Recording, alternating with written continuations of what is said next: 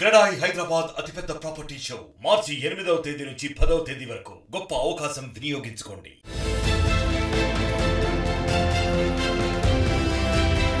విధి ఆ విద్యార్థినిపై పగబట్టింది. ఒకవైపు తనను అల్లారుముద్దుగా పెంచిన తండ్రి మరణం, మరోవైపు ఇంటర్ పరీక్ష. అయినా ఆ విద్యార్థిని కన్నీటిని దిగమింగుకుంది. మొదట పరీక్ష రాసి బ్రతికున్నప్పుడు తన తండ్రికి ఇచ్చిన మాటను నిలబెట్టుకుంది. ఆ తర్వాత పుట్టెడు దుఃఖంతో తండ్రి అంత్యక్రియలకు హాజరై అంత్యక్రియలు నిర్వహించి తన బాధ్యతను నిలబెట్టుకుంది.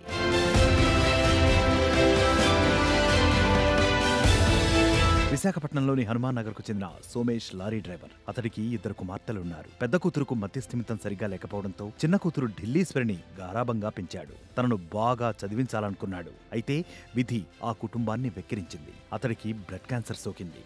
దీంతో తన ఆరోగ్య పరిస్థితిని గురించి తన చిన్న కూతురు ఢిల్లీశ్వరికి వివరించాడు. నువ్వు ఉన్నత చదువులు చదువుకోవాలని, జీవితంలో బాగా స్థిరపడాలని ఆకాంక్షించాడు. అయితే ఢిల్లీశ్వరికి ప్రస్తుతం ఇంటర్ పరీక్షలు కొనసాగుతున్నాయి. ఇంతలో సోమేష్ ఆరోగ్యం విషమించి ప్రాణాలు వదిలాడు. ఓవైపు తండ్రి మరణం, మరోవైపు ఇంటర్ పరీక్షలు. పైగా పెద్ద కూతురు మానసిక స్థితి సరిగ్గా లేకపోవడంతో అంత్యక్రియలు చిన్న కూతురే చేయాలి. దీంతో ఢిల్లీశ్వరి దుఃఖాన్ని దిగమింగుకొని పరీక్షకు హాజరైంది. ఆ తర్వాత వచ్చి తండ్రికి అంత్యక్రియలు చేసింది.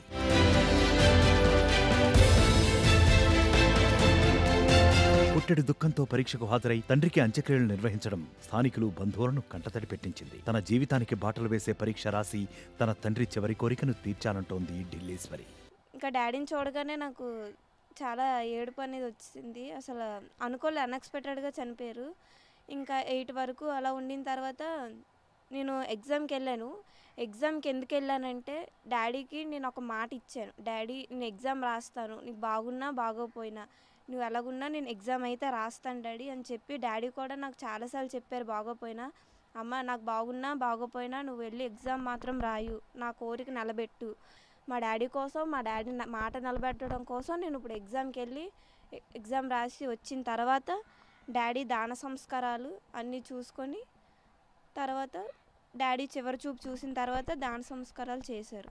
తమది నిరుపేద కుటుంబమని, తమ కుటుంబాన్ని ఆదుకోవాలని ఢిల్లీశ్వరి ఆర్టీవీతో తన గోడు వెళ్లబోసుకుంది. తన పై చదువులకు ఆర్థికంగా ఆదుకోవాలని వేడుకుంటోంది.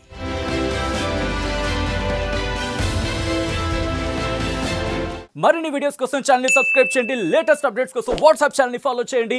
అండ్ లింక్ డిస్క్రిప్షన్ లో ఉంది.